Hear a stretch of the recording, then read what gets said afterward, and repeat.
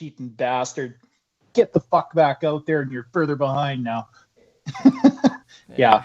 It is spooky sometimes how big the lineups are. Costco, same deal, right?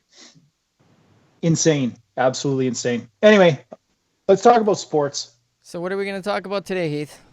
Well, I think we're going to talk a little NFL. There was sort of a rash of arrests. There was a couple of guys at a party, another guy with weapons charges. Like, I don't know, man. I think they're all going squirrely, and then they're itching to do something, like hit somebody, do something. I don't know. Or they got money and time on their hands now that they're not used to having. So, idle hands doing the devil's work. Idle So hands. we'll talk a little bit. Who called the cops? We'll talk a little bit about that. And then we'll talk. I wanted to touch on the Rooney Rule. There's some possible provisions, changes with that.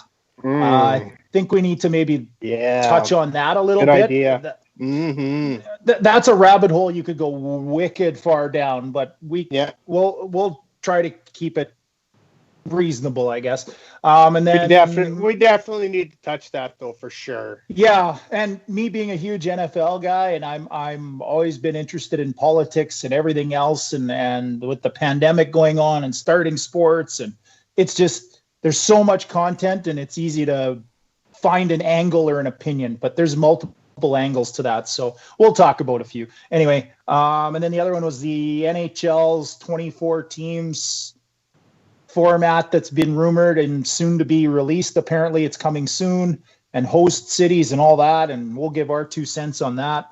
And then we're going to talk about sort of how some sports have kind of returned and are getting going. Some PGA, NASCAR, Bundesliga in Germany, some European stuff getting going. Even tennis, I believe, is actually talking about doing some stuff. So we'll kind of go over a few of those and just sort of see what we kind of think or expect or what seems reasonable, I guess, at this point. So anyway, let's jump. You guys want to start with some NFL, I suppose? Let's start with the all criminals team. The all criminal team. Well, seems like corners work in tandem, or at least these two did. Yeah. DeAndre Baker of the New York Football Giants and excuse me, Quentin Dunbar, who's a Seattle Seahawks corner, got arrested. I'll start that again. Have warrants issued in connection to some armed robbery with a firearm, and 4 counts of aggravated assault for Baker. And Dunbar is wanted on 4 counts of armed robbery with a firearm. So the alleged incident was part of a party, apparently, where they were rumored to have been stealing money and watches from those in attendance, armed with a semi-automatic firearm. I don't know why they say semi-automatic firearm. It was a fucking handgun. Okay, they're all semi-automatics. That's how handguns work. But anyway, unless you're a pirate, you got the old fucking rammer in there, boom, kind of style, and you keep it in the front of your pants.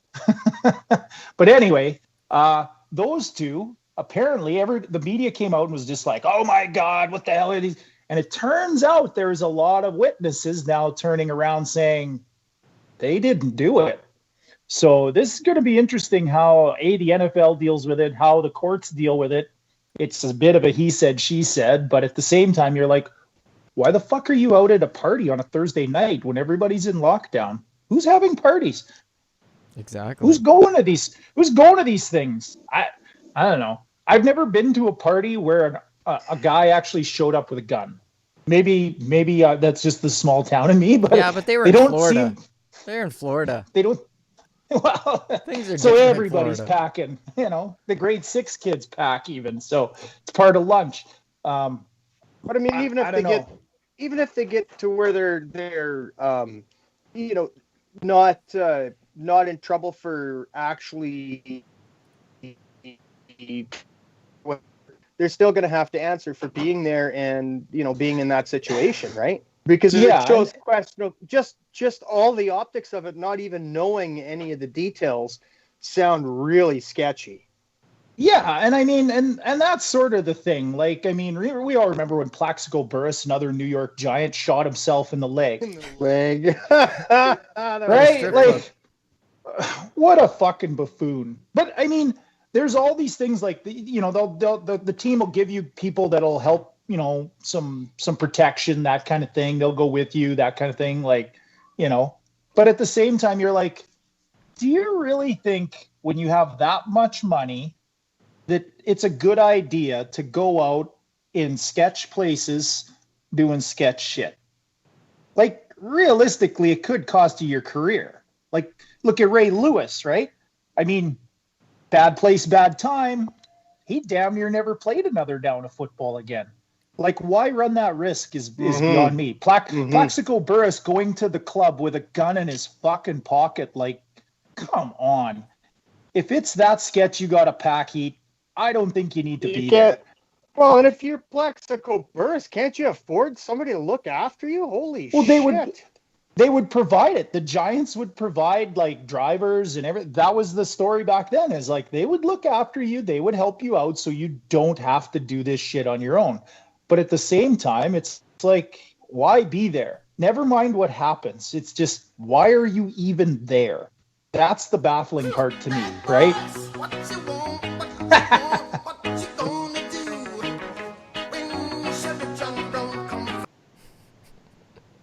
Exactly.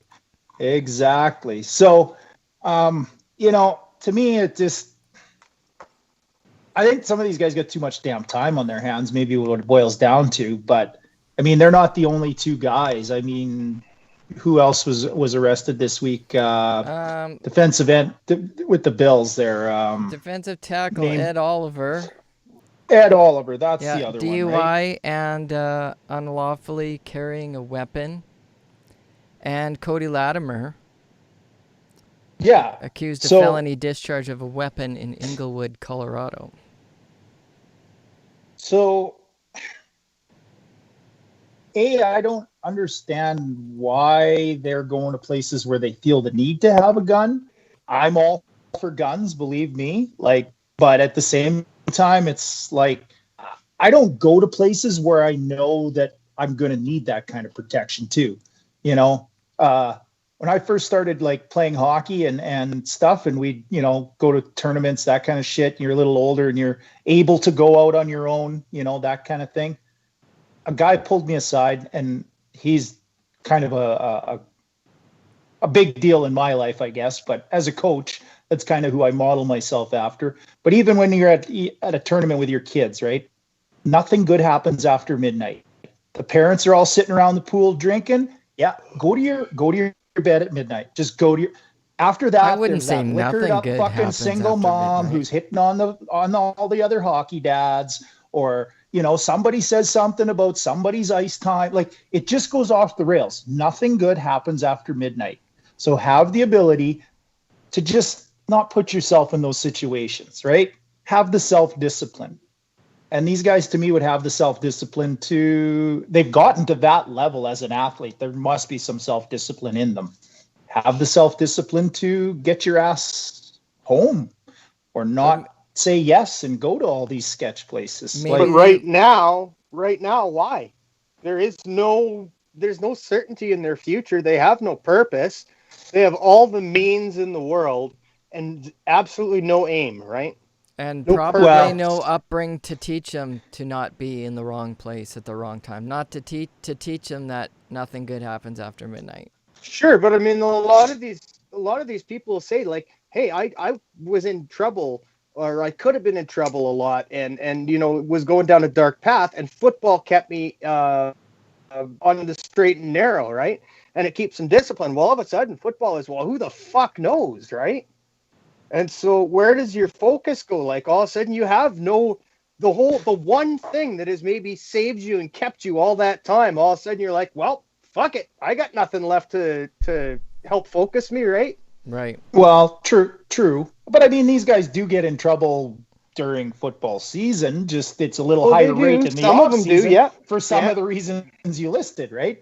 So to me, it's sort of do you want to fuck up your career and then do speaking tours to high school kids when you're done? Cause you got your shit together to say, man, I really fucked it up. Don't be like me.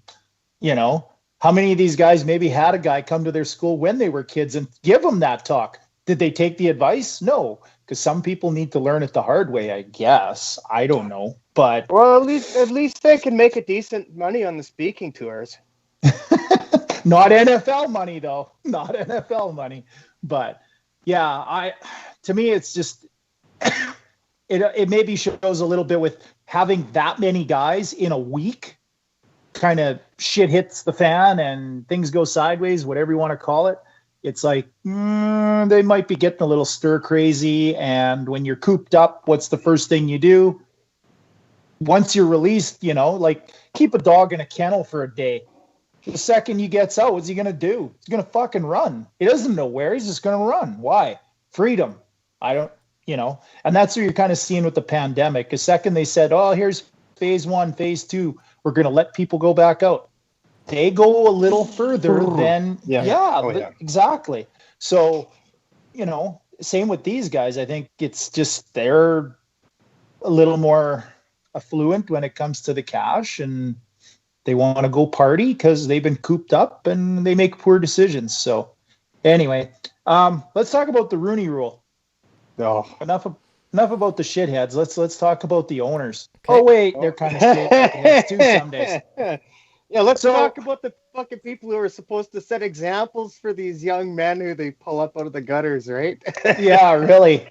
So the NFL, I don't know, everybody's fairly familiar with the Rooney Rule, where they have to interview one person of color for every opening, right? Head coach or GM being the main two. And the NFL put it in there because they wanted more coaches of color, because most of the NFL, I believe it's over 75%, just for a safe number, I think it might even be in the 80s somewhere, is African-American. So they want more black coaches is what it is. So what's happening is they're basically interviewing guys as a token black candidate or minority candidate, and just to say they satisfied the rule, and then they're hiring whoever they want. So the NFL and what's being sort of thrown out there, and it's going to be voted on at the owners' meeting or discussed further, is they would like to look at potentially incentivizing the whole thing and in the form of draft picks. So if you hire a black head coach, your second or third round pick or whatever, you move up so many slots in a round, or even maybe an entire round for picks. So you would have some incentive to have a minority candidate. I get what they're going for. But at the same time, usually when these things occur, and this is more just in the general political realm even, the more you try to make things fair, the more inherently unfair it becomes, or the more corrupt people will become to get around the rule. They've already gotten around the Rooney Rule, and it was supposed to solve the problem, right? But the second you say, I'm going to hire you for whatever box you check, then you're sort of throwing the merit and the qualification to the side. Now, these are billion-dollar franchises, right? So look at them like a company, because they make money and that's what they do, right? Do you want the best person running your company? Most people would say yes. So why do you not have many minority candidates that are that qualified? Why is it predominantly white guys that end up in the coaching ranks? I'll tell you exactly why. Because white guys are predominantly in positions of power. And until that changes, but at it doesn't matter what mechanism you try to use to enforce diversity, it's not going to work. And I think this is just, it's wrong-headed at best. I think their hearts are in the right place. They're trying, but that's the thing. A bunch of white owners patting themselves on the back for lending a hand up to a poor colored person? Give me a fucking break. Well, and that's where that's where the Rooney Rule, in my opinion, was put in there. It's easily circumvented. We see teams dance around it all the time, right? Well, sure, you interview a token candidate. Right, exactly. Now, if you're that token candidate and you know you're the token candidate, do you appreciate being used in that way? Because the media gets your name. I don't know that I'd want to be the token candidate. It's almost insulting. I'd rather be the guy who went in there with merit getting the job, right? Like, it's almost sort of a backhanded compliment being the token guy. Well, okay. So why subject yourself to that? But at the same time, as the owners, they put in this rule so that they could feel better about hiring a white guy, and the guilt was basically washed away because, well, we have this rule. We were looking at black candidates. To me, it covers their guilt. That's all it did. It doesn't cover the problem. It takes me back to, I think back to what we experienced here in Ryderville with Shivers and Barrett being the first black head coach GM combo. And, Shivers was hired essentially on his merits, not because of his race.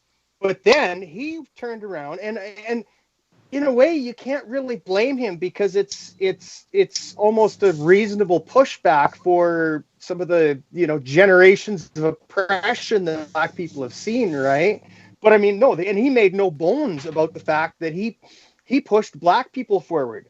And so I'm sure Danny Barrett probably would have been not necessarily hired because he was the best guy, but hired by Shivers because he was black, right?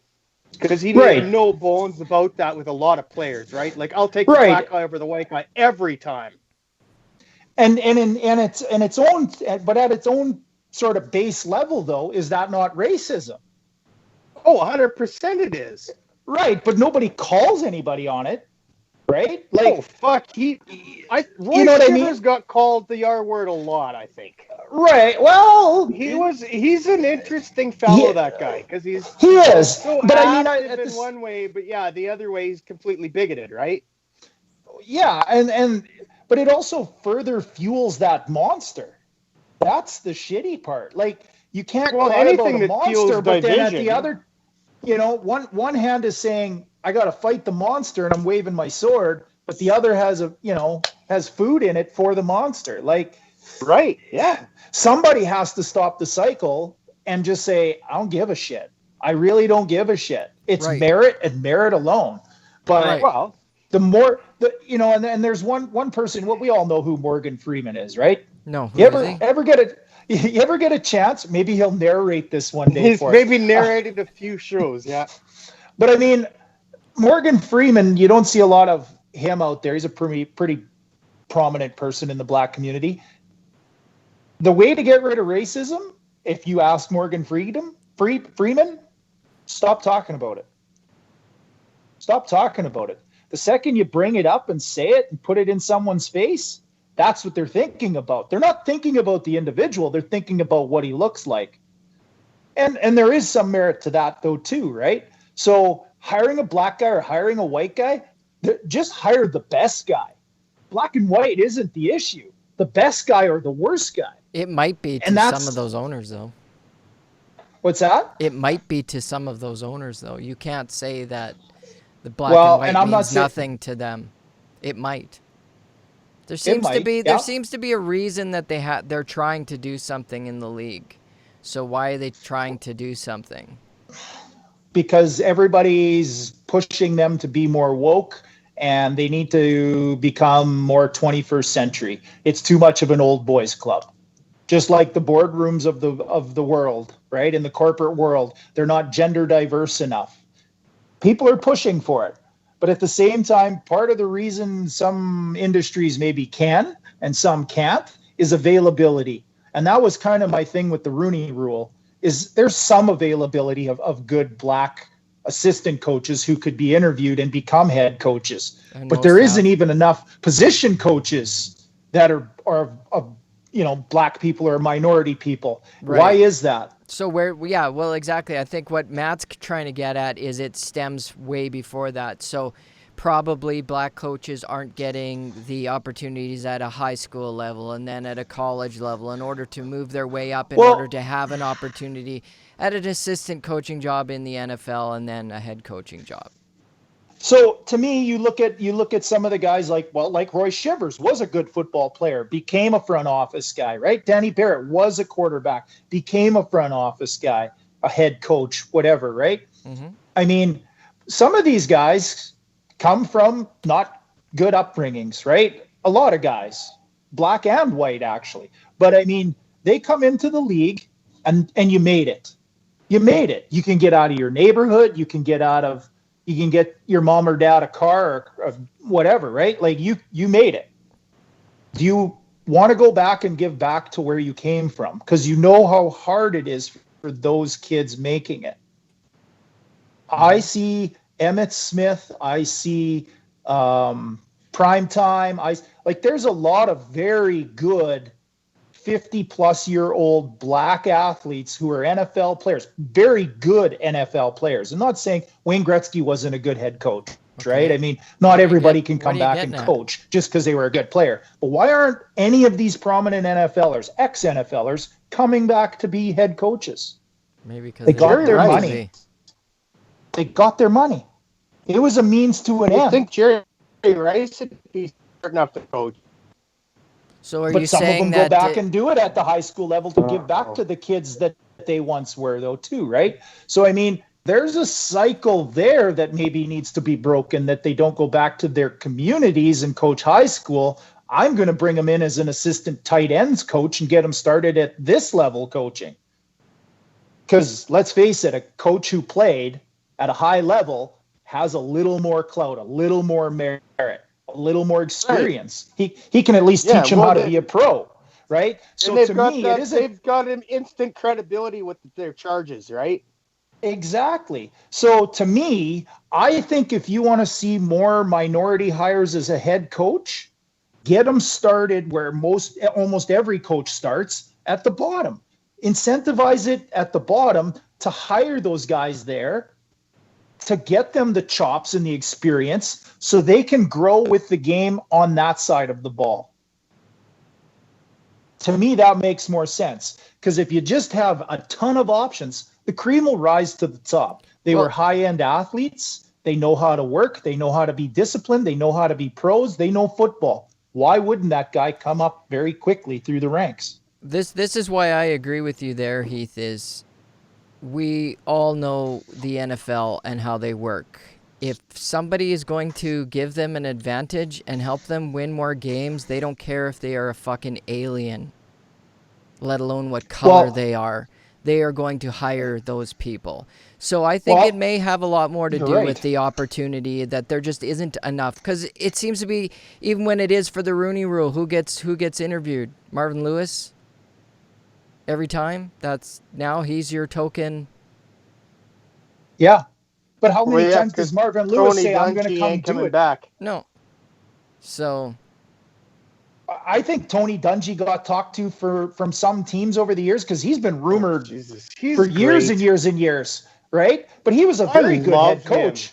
Oh, exactly. I love it. But how many times do you think his demeanor is just fantastic? I would love to hang out with him and just have a conversation. Yeah. Oh, me too, for sure. Very smart, intelligent, well articulated man, right? But at the same time, how many years after he was done head coaching did his name pop up as a head coach candidate? Lots. Well, how many of those, though, were just because he's black? They were just trying to get him, say, well, we talked to Dungy. That's our token guy. How many times was he the token guy, even as a Hall of Fame accomplished coach? Well, that's what I was going to say. He's got a pretty good track record coaching, right? Like I know, but I mean, a couple of places, right? He coached in Indianapolis and Tampa, right? Yeah. I bet you he's been approached 20 times since he retired as a head coach about a head coaching gig. All 20 of them were genuinely interested in having him. We're a couple just because he's black. It covered off that box check. Even a Hall of Fame coach may have been subjected to being just a token interview, which is disgusting because he is that accomplished. Like, the dude could get it done.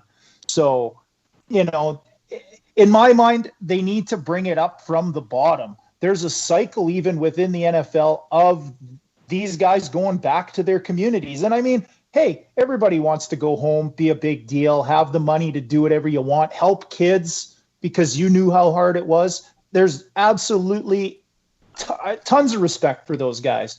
But they also got to start to maybe make it so that some of them can get in on the grass, on the bottom end coaching ladder in the NFL. Mm-hmm. If you had 200 position coaches that were people of color next year, give it 5 years, you're going to get a couple of them that are going to come up and be head coaches through the ranks, and they'll be head coaches. Mm-hmm. You can do it organically. To me, this further de-incentivizes or punishes. Like, to me, this is, let's just do the inverse of this for a sec. If you own a franchise, say who's looking for a head coach, who just hired one, right? If you're a prominent owner and you hire a white head coach, should you go down 6 spots? It doesn't seem right. Well, why does going up 6 spots seem right? Right. Okay, so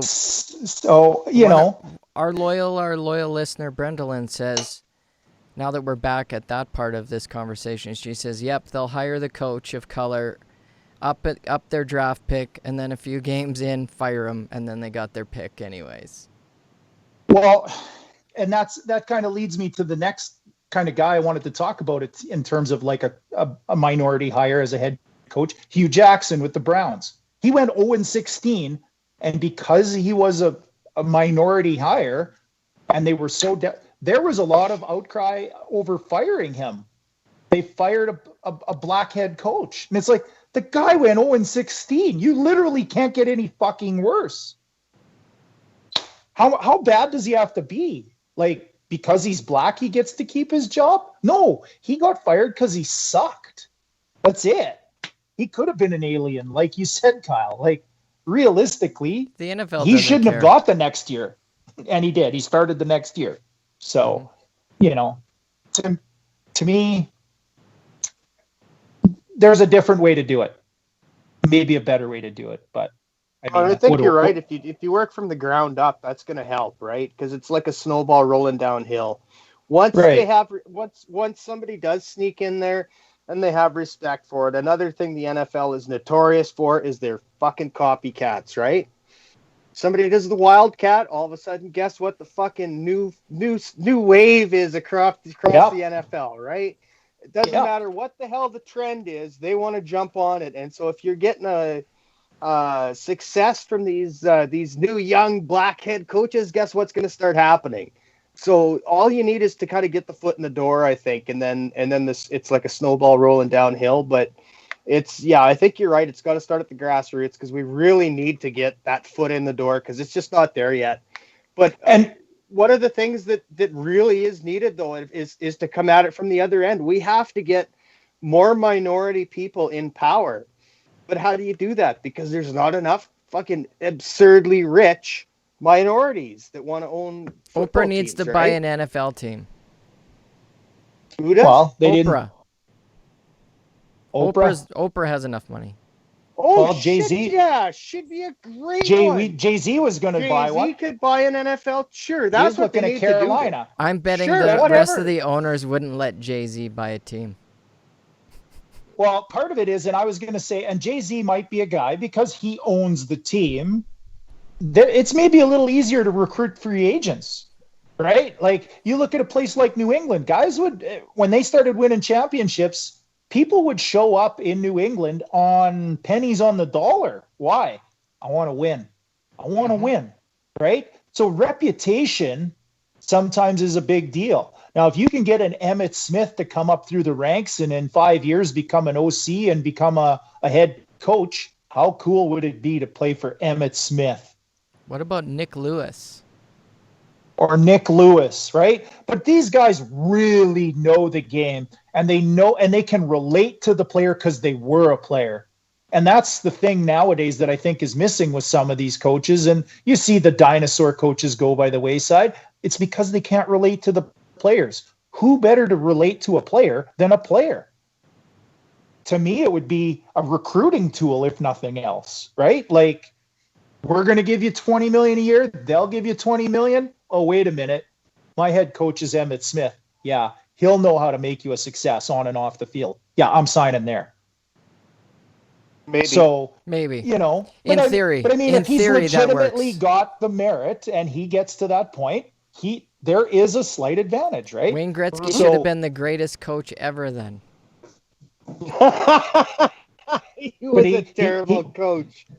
Well, but was he a guy who went through the ranks as an assistant or the AHL? No.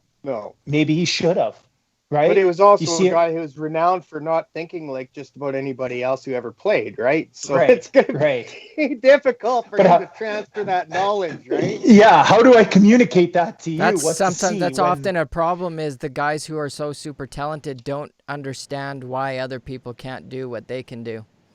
They're like savants. How do you do that? I just do it. Like when Matt plays guitar. Can I take a non sequitur for just a second and divert over to the Last Dance there with the Bulls? Dennis Rodman's explaining once he discovered that he should be a good rebounder, he could play defense, and he's explaining how he developed his practice routine and stuff. I have no idea what that guy is saying, but like he's a savant, right? When it comes to, he was excellent at that skill. But holy shit, listen to him trying to explain it. It's just like, hey, shoot for there, shoot for there, shoot for there, come this way, shoot for there, come this way, come shoot for there, come this way. What the fuck are you talking about, man? But he was brilliant at it, right? Yeah, exactly. Anyways, sorry, back to football. But that's sort of the thing, he spent the time learning it though too, to become good at it. And it's the same with coaching. I'll admit, I've coached for over 20 years in various youth sports. I was not a good coach in the first 5 years. You just shut up and you listen, you absorb, you learn different methods and ideas. That's the best way to go about it. And then after that, it's like pretty much everything you touch seems to work out pretty good because you actually got the work in to learn it, So to me, you can't just put a guy in the head coach chair and say, well, it'll work out. They're paid to win. The franchises are there to win. They don't care how. That's what you're judged on. So it's still going to haunt those guys if they're shitty hires, black or white. So if I was a black guy and I wanted to become a head coach, I'd go earn my stripes, come up through the ranks, learn the game. And then when you do get the opportunity, you don't do a Hugh Jackson and go 0-16. You can maybe keep the job for a while. You can be a Tony Dungy, who really knows the game. That's just me. Rant over. Moving on. What's next? NHL. 24 teams, eh? Yeah. I think that's How do you fair. guys feel about 24? Well, how many games were left in the season again? 20? Something like that? Under 20? Just not even. It was under 20. Like a handful. Yeah. 10-ish. Yeah, that's what I was thinking. 10 or 12. Depends on the team, but how many teams could have moved? It's like 2 weeks or something. How many teams could have moved in that last bit? Not 24. That's what I thought. Well, you got your top 8, say in the East. There's probably 3 or 4, 2 or 3, maybe 4, but say 3 within striking distance. So that's maybe 11. 20? So maybe 20. That's teams. 11. Yeah, 24 seems like a couple of teams who legitimately did not have a fucking prayer in the regular season are going to actually get into this thing somehow. And they're talking about, well, they'll play down from 24 to like a Sweet 16. They'll have a quick little, why? I also heard them saying that they don't want to do that. Nobody wants to do that because they don't want anybody getting, after they've all been sitting for this long, nobody wants anybody else getting an edge. Like there's that whole rest versus rust debate. When you've been off for this long, you need to get your legs under you again, right? Nobody else wants somebody else to have a head start. So you sit back and have the first part off while these guys start playing, and all of a sudden they come in and they look like the Russians in the first two games of the 72 Summit Series, right? Right. So, I mean, that being said, though, too, even if they all come back and they get like a shortened little week training camp sort of thing, a week long, okay, but they're still not in shape like you're saying, Matt. Like, I mean, you know, they're still behind the 8 ball. It's just they're not a total fucking train wreck when they go out there in a week sort of thing. But the other thing is they're talking about doing it in 2 host cities. The rumor was 4, maybe 2. It's looking more and more like 2. But why, you know, and there is risk involved, right? With all the players and that kind of stuff, all the staff that'll be there. Why would you take those extra teams, you know, 6 instead of 16? Why would you take all those extra teams, all those extra players, and just put them through it? Almost all of them are got a snowball's chance in hell of actually winning a cup, even making a conference final. Let's be honest. A 10th place team was not going to make the Eastern Conference final. Why run the risk? We're talking about weighing the risk and the reward here. Well, I assume you're just more games too, right? Risk. So a longer playoff. Do you need a longer playoff? No. Exactly. Well, so to me, it's like they don't want to hurt someone's feelings. Well, yeah, that's exactly it. Yeah. It's because they don't want anybody to feel left out because they weren't in the race at the time the season was unexpectedly canceled, right? Right. And, so if you were that, guess, you know, and I mean, I say too bad as a team that was sitting in a playoff spot before it was canceled, right? So I don't know. I'm okay with it. So I mean, you get a team, say, I don't know, Calgary, Vancouver, right? They were in that 8 to 10, 7 to 10 range, right? Oh yeah, I was fully expecting Calgary to fall out. Right. So say Calgary's the 9th place team. Why can't someone just grow a set and go to Calgary and say, hey, you were 9th place. Too fucking bad. You're not in on this. Yeah. What are they scared of? To me, they're running a risk having this and doing this, but they got to get on with it to a certain degree too, right? So in weighing that out, why add more gas to a potential fire? Right? They need a short playoff to get it done with too, so it's not running into next year. So shorten it up. Is it just to try? It up. I mean, Sorry, Matt.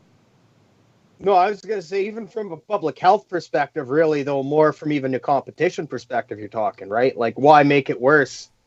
Yeah, like let's just say, okay, we're going to do the regular playoff teams, and we'll do a little different format. You're doing the different format anyway, so you can accelerate through to a champion, right? Well, then why add more fucking people? Well, you may as well just have the same 16 and go with the old format. It's going to take just as long, in my mind. It's got to be a financial issue. Like, there's got to be more money to be made or something. Well, are they trying to make up for lost dollars?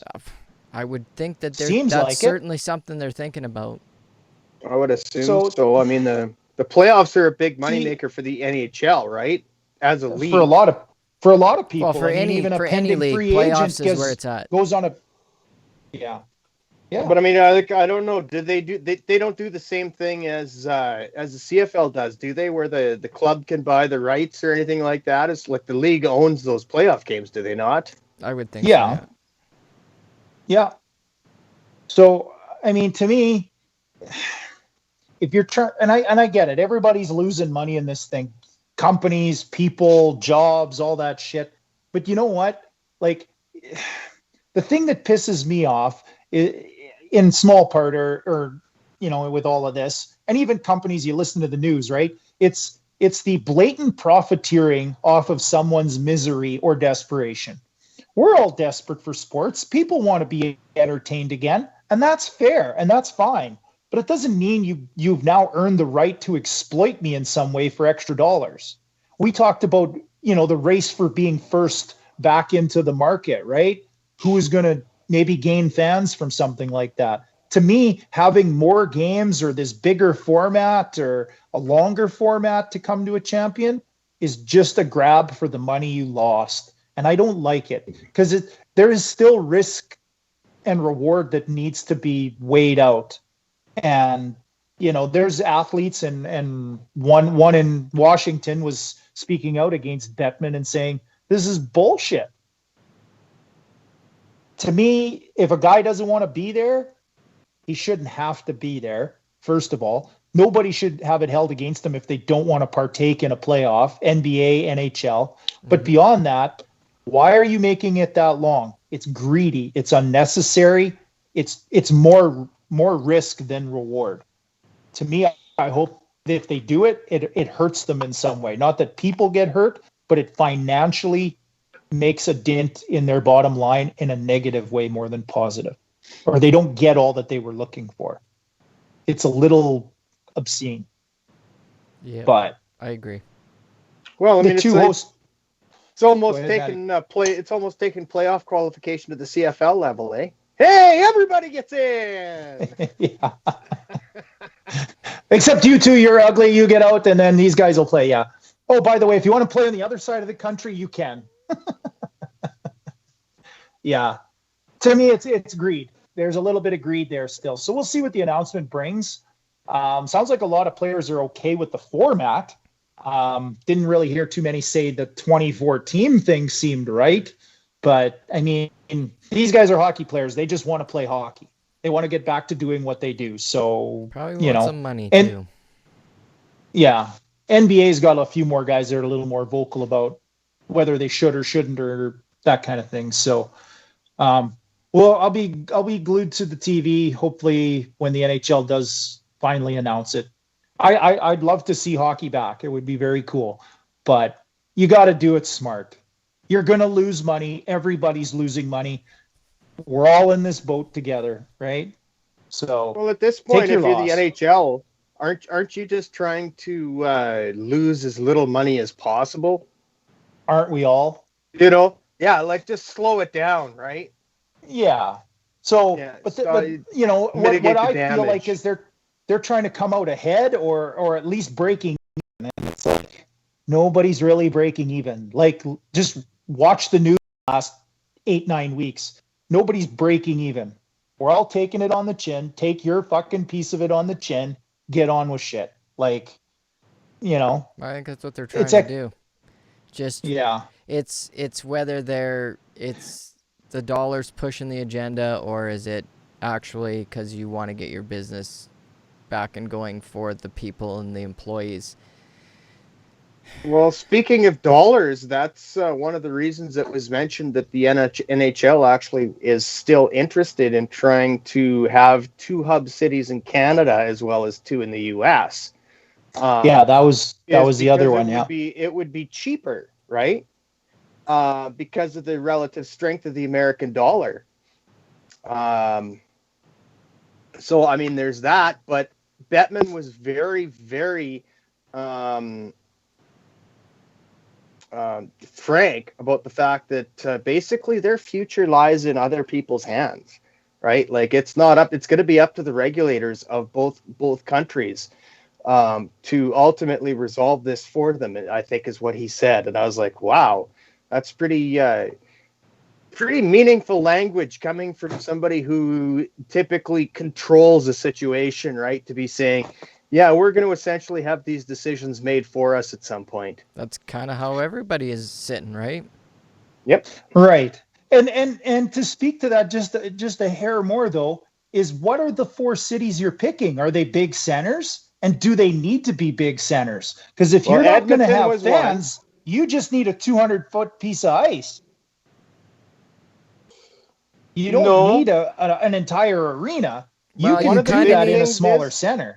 I would think one of the reasons that Edmonton is one of the arenas considered is because it's so new. It's got great facilities as far as multiple dressing rooms and adequate facilities that ways, because Bettman was also mentioning that one of the things they have to consider is that any facility is going to have to host multiple games every day. And thus they're going to need like multiple dressing rooms. They're going to need the ability to get in and out with cleaning people after things are used. And he said our existing NHL buildings in North America are the best option for those. That's why they are looking at NHL cities specifically.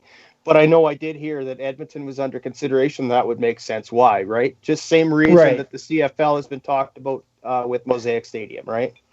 Right. But what about my housing? point is go ahead, Kyle. Sorry, what about housing for all these guys? Like if you got 24 teams, where are you putting everybody? And I think that's also a large consideration. Like I was going to say, a place like Regina has the Agrodome, right? Or whatever the fuck it's named now. They change it every 3 years. But it has 8 or 10 dressing rooms in it, right? So, okay, you have 8 teams in town. They each get a dressing room. They all have a little bit of distance between them. You've ran World Juniors out of there, so television camera crews can come in and out and be set up, and that stuff can all happen, right? Mm-hmm. But at the same time, where do you in Regina put all these players? Like you're talking probably, staff and players would be 500 people, say, for an easy number. Number one in hotels that are dying for somebody to come to them right now because nobody's traveling, and right. Number two, I've also heard this suggestion that university campuses that are shut down that have sent all their students home that have dorms and stuff like that. Yeah. Yeah. And I mean, and the other part of that too, to me is you look at it from that lens, Regina has, the south part of the province has one active case a day, basically being, Nova Scotia, I believe, hasn't had an active case for 2 consecutive days. Not just recovered or new cases, none. Everybody's recovered who's had it for 2 consecutive days now.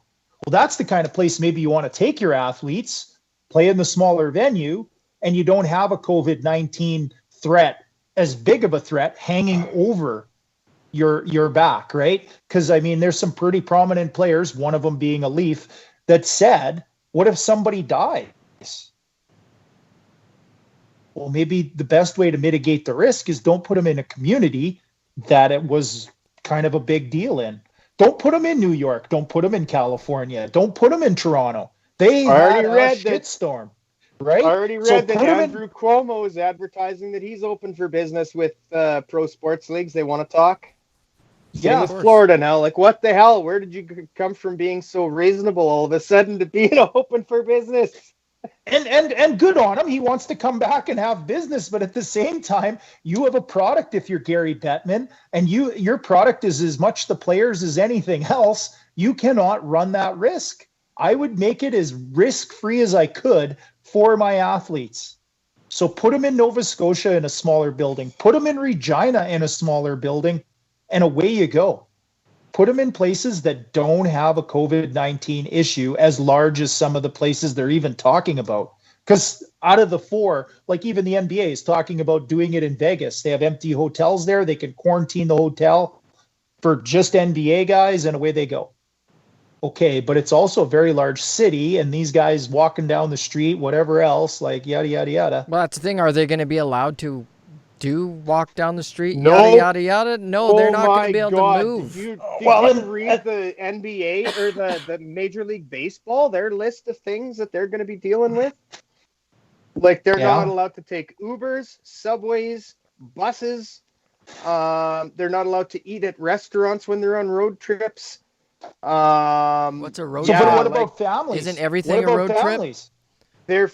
What they're going to do is they're going to have a intensive testing regime where they have them test their temperature twice when they first get up, and then they're also going to be tested once or twice daily, every player during their time with the team or whatever, as well as I think twice weekly saliva or nose swabs or something like that.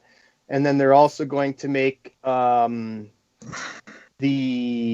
testing and as well as PPE and shit like that, if you want to be, super careful, available to all family members of any of the people, like players, support staff, coaches, umpires, you name it, right? Broadcasters. Right. See, and that's where the Vegas thing they were talking about, with the NBA, basically there would be no coming and going was kind of the first thought. Then it was like, of what's in Vegas, they got a big enough hotel, the whole family goes. But I mean, like, they're talking the risk of the family coming in and giving it to one guy, right? Well, they're talking here with they're not even going to be allowed to they're not going to be allowed to shower at the clubhouse, right? Like, they're going to arrive and leave in uniform, and they're just going to show up there, play the game. They're not going to be allowed to. Not only are they not going to be allowed to spit. Good luck with baseball. But they also there will be no high fives or fist bumps. Throwing the ball between fielders will be discouraged, or between the infielders, like you do at the beginning of the inning. Yeah, that'll be discouraged. Round the horn. Balls will be discarded when they are touched by multiple players. And they're doing things like they're also banning like saunas and hot tubs and any therapy rooms, like all that kind of stuff too, Like, yeah. So at what point does it become excessive? Is that excessive? I don't know. And but that's the thing, is they said they're kind of laying this stuff out, right? And they really don't know, but they've also laid their stuff out in phases. So they're talking about going with like pitchers and catchers, I think, first, and only 5 players allowed at a time together at first, before more people come together, like a phased kind of training camp or whatever you call it. Yeah. Spring training in summer or fall or whenever it may be. But you hear of all that. Excessive. Like, that's some pretty fucking crazy rules, man. Yeah. Does that sound like somebody who's putting in crazy rules because they just are so desperate to get started? They'll basically agree to anything and do everything just to see if they can get going? Yes. Well, no, that would be the hockey ones. Yeah, sure. Although I don't think they actually agreed to those. Those were just recommendations put out by somebody. But it's pretty ridiculous. All the face shields and the coaches standing 6 feet behind them in the fucking stands or something, presumably. And speaking of ridiculous and face shields that you just mentioned, did you hear about the NFL looking at an N95 material to put over face masks on football players? No, on their mat. That'd be hilarious. Useless, hilarious. I read that and I'm just like, so we're gonna see a spike in concussions because you can't see half of the shit coming, because or you can't breathe properly underneath your fucking helmet. What's that? But if you're gonna put a mask on underneath your fucking helmet. At least it would work then, right? Right. But I mean, you're right. You pull your. I mean, the breathing, right? It's not like you're. Then I was listening to a soccer guy who was talking about all the restrictions they're going under, because he was from. I'm not sure if he was a Bundesliga guy or if he was talking about getting back. Because I also heard La Liga in Spain is starting to do group workouts again. Yeah, he was talking about how when they get back on the pitch, it's going to be well, of course, no spitting. But basically, like when they're off the pitch, it's going to be like all the regular rules of like no touching, 6 feet away from everybody, motherfucker. You got to wear masks at all times. And then for some bizarre reason, at the moment when they're on the pitch, they can suspend all that and just fucking play soccer, right? Well, soccer is not a contact sport. But it seems a little contradictory, right? I mean, you're spewing fluids everywhere, right? There's lots of moist talking or that type of... Speaking moistly. Right. Yeah, right. You know what I mean? Like, there's lots of that type of stuff where I would assume things can be transmitted. Right. Even in a non-contact sport, there's lots of touching, right? Ask a basketball player. There's a team. If there's a team sport that doesn't have any kind of contact, it's not really a team sport anymore. Like, they all kind of have it. There's some sports, and we're going to talk a little bit about the PGA and NASCAR and even tennis having ways to get back. It's easy to keep 2 tennis players apart and they don't get it from each other, because I don't know how long does the virus live on a tennis ball, though. I don't know. I don't know. Touching the same ball, right? Maybe. If I serve, you don't have to touch it. Exactly. So, maybe not, right? Maybe not. But I mean, it's a little easier to control. That's all I'm saying, right? Like, not going to maybe say it's perfect, but it's easier to control. Same with golf. You know, you and your caddy are the only ones who touch your balls, the only ones who touch your clubs. and that's it, right? So it's maybe easier for certain sports to come back. And anybody if they're not back, yet? Not a fucking prayer. I don't play whack fuck. I have to be drunk. Not a golfer. Not my thing. I usually have too much other shit to do. If it's nice out on a Saturday, I'll go fishing. But anyway, no, those sports would be easy to have the distancing in effect, and they're not quite back yet. So till I see those ones, the individual sports, I don't know that the team ones need to be before them. It would just be a common sense thing, but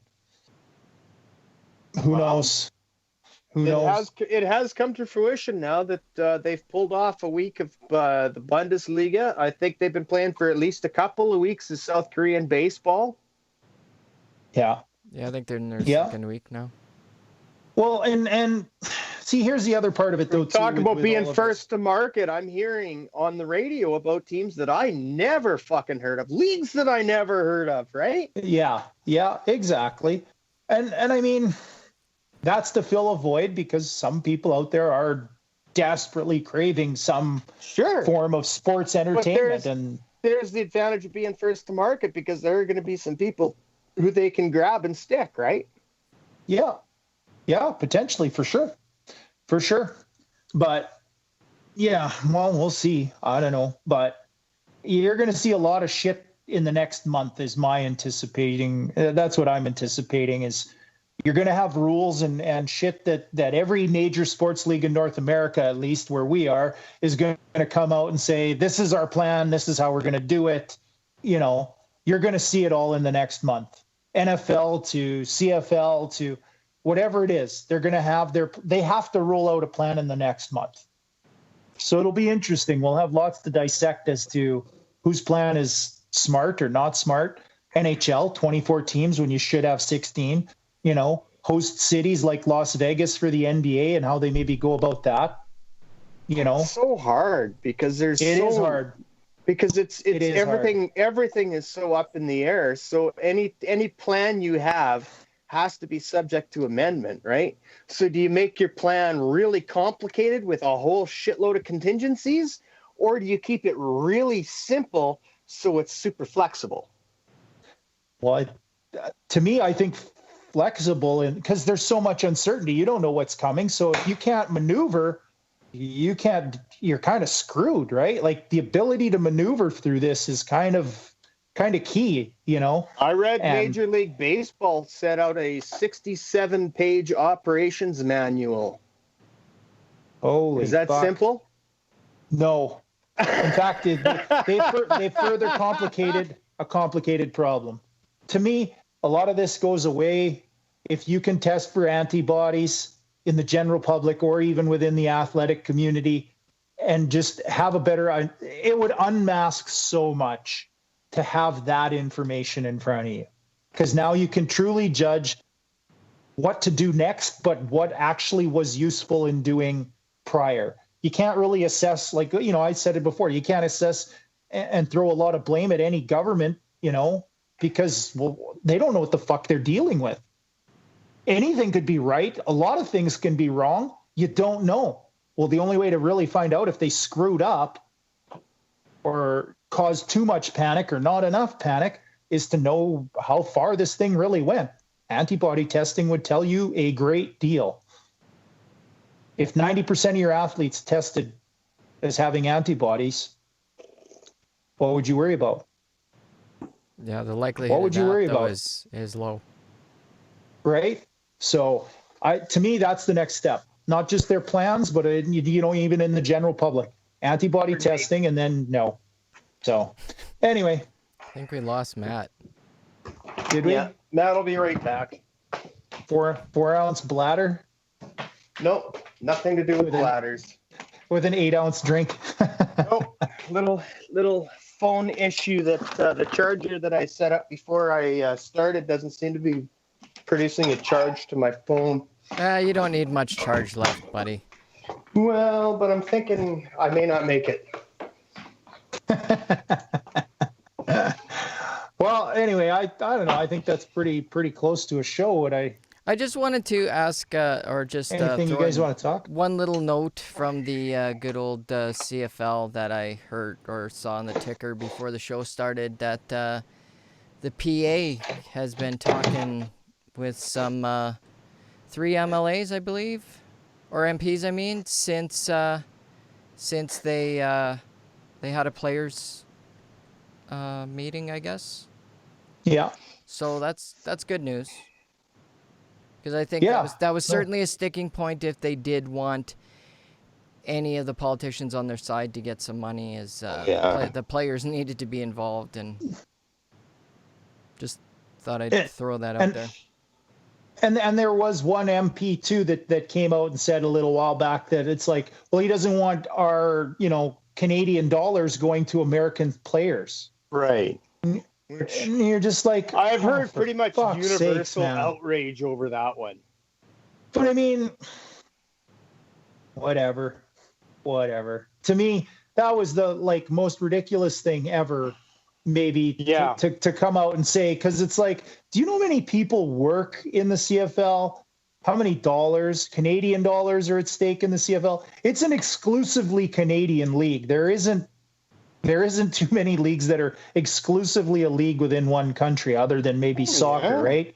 So, well, and if you look at the players that have built this league, for the vast majority of the best players that we all look up to and have become legends and people in our communities are Americans, right? Yeah, but even a peanut vendor, he makes a little extra money, right? Because the league's there and it's still there and it's still, going forward. He still has a job. So there's a lot of Canadian jobs that are tied to it too, right? Not just the Canadiana of the CFL being what it is, right? And to me, if it means a few American guys get a little bit of money, I've spent fucking money, good money doing dumb things before. So even if it's not the most, I'm sure there's other sectors and businesses that are getting money that they have employees that aren't necessarily Canadian. Or companies that are even based in Canada. If you get the wage subsidy, do all of your employees that you pay with that 75% subsidy, do they have to be Canadian? Just a question. You know what? But does the company have to be Canadian? I was just reading about, talking about exactly that there was in one of the, I want to say New Brunswick, they're getting ready for the lobster harvest, and they can't find enough workers because all their qualified foreign workers have been on a temporary ban, right? And so all of a sudden they can't fucking get anybody who's qualified to work. So they're hiring high school students and shit, right? Well, Southern Ontario was doing the same thing with vegetable farms. A lot of their workers came up here and worked, and they're not Canadians. Yeah. So, and you're right, Kyle. Yeah, it's not just those people in the CFL, but I mean, I don't think they're. I think one of the biggest things, though, is there's a huge misunderstanding, too, about how such a payment to players would be divided up, right? Are we talking something that's a more equitable distribution where you're saying, okay, look, we're all in hard fucking times here. Everybody gets X and just sorting it out? Or are we saying, okay, nobody's going to get paid their full amount of their contract, but maybe people can get, 80% or 60%, because I think that's where people have a lot of trouble is they're still picturing, okay, well, we're going to be bailing shit out, but we're still going to be paying Mike Riley $300,000, right? Or something along those lines.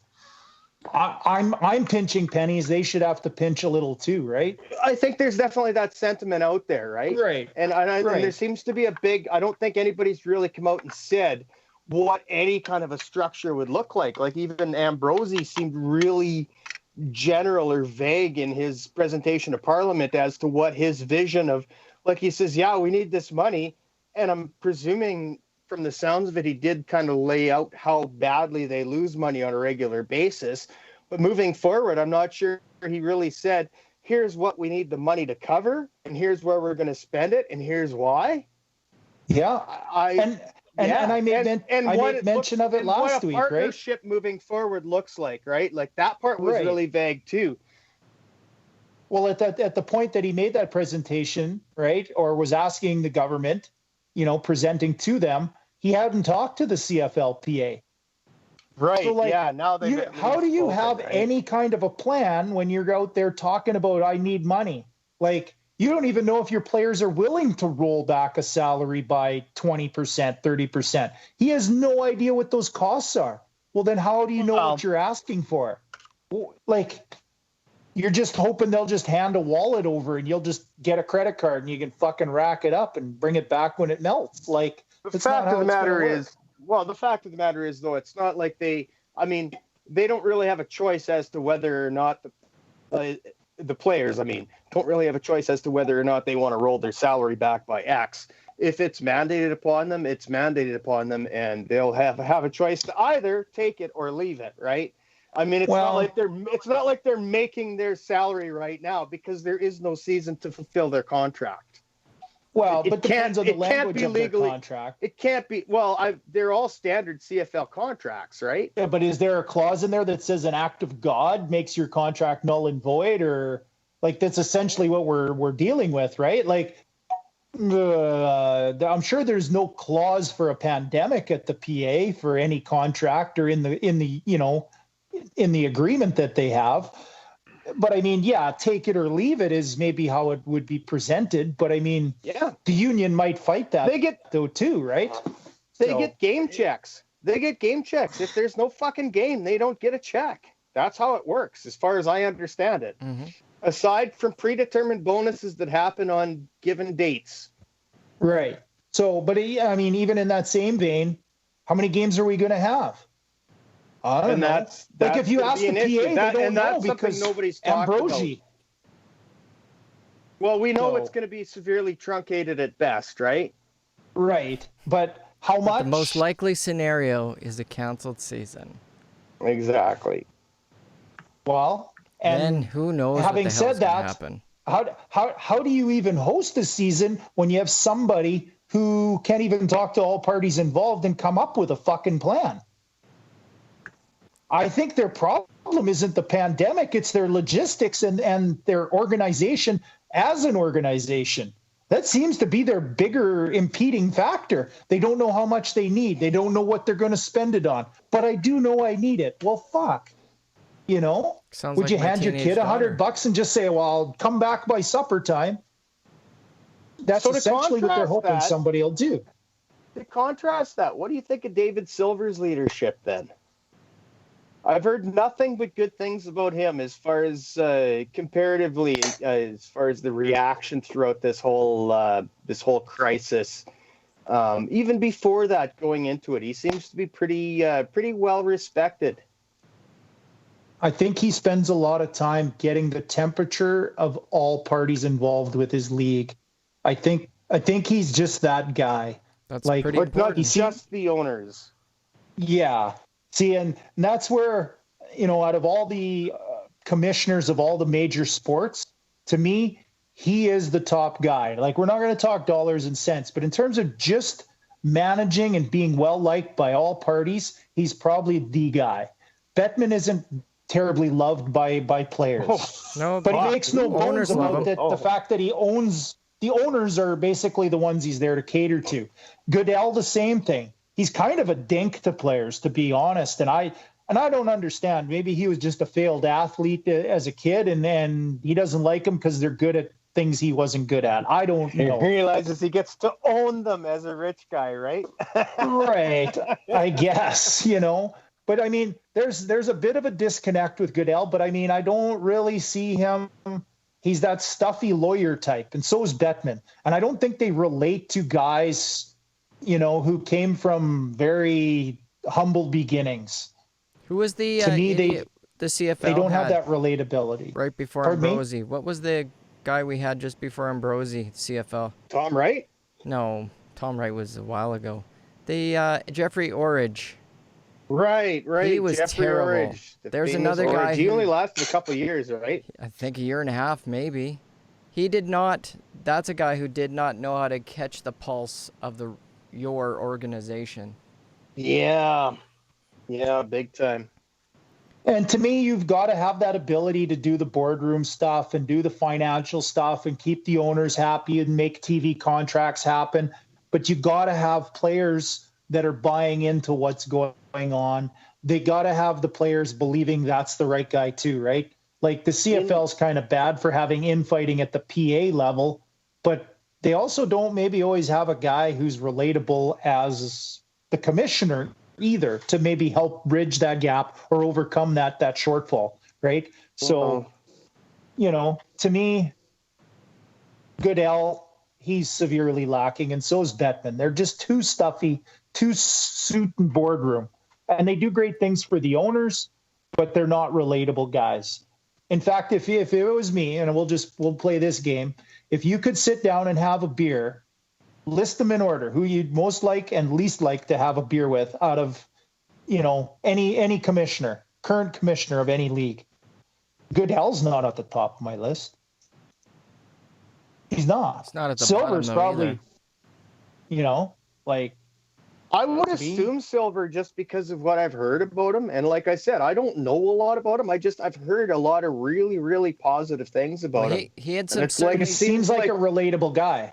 He had some pretty big shoes criticisms, to fill. but criticisms are like fair and balanced. It's not like people are out like, this guy's a fucking loon, or he's a fucking terrible thing for the NBA, right? Like generally people are pretty positive about what he's done to grow the game. And well, and that's the thing, Goodell with his discipline of players, they want to, that's the fight every time the contract comes up, is they don't want him doing it and they want third parties, everything else, like he just doesn't seem like the most fair or thought out guy. Ray Rice situation, for example, or, shit God. Like that. So, I mean, you're just sitting there and you're just like, this guy should not be wielding the hammer. Yeah. It's a conflict of interest to some degree, but at the same time, he's just not, he doesn't get these guys. He doesn't get what they're going through. He's not a relatable dude, but even Gary Bettman, he's another guy. He's not a relatable dude. No. On a lot of levels, I don't even think he's human. He may peel his skin off and be a lizard underneath. An alien. That's what Brenda An alien. said. There you go. Sent here to destroy us. But I mean, if you're an owner, I love Gary Bettman. If you're anything else, you don't like him because he's not relatable. No. He's the kid in high school you'd have beat up and thrown in a locker and then went to class. He's a dork. I'm sorry. He's a dork. Well, you know what? I will give him this. He gave the Green Zone an hour. Probably. Yeah, but he gave Above Average Joe's podcast 0. What's that? But he gave the Above Average Joe's podcast 0. But did we ask for any time? I thought you were going to make that call. But honestly, he gave them an hour, and it was a really, really good interview. And that's one thing I will actually give Jamie Nye is he's got his quirks, but his interviews are some of the best researched interviews I've ever heard. He knows, and I've heard more than one of his interview subjects go, holy shit, how did you know that? Yeah. Well, it's pretty impressive. That's the thing I hate about a lot of the media out there, though, too, is they just lob fucking softballs to these guys, right? Oh, yeah. And then they give the canned quote back. Like, you kind of want to get them off their rocker a little bit, out of their comfort zone a little bit. And there's that fine line, though, between that and then having the ability to get them on a second time. Like, you want to push them, but not push them too hard. But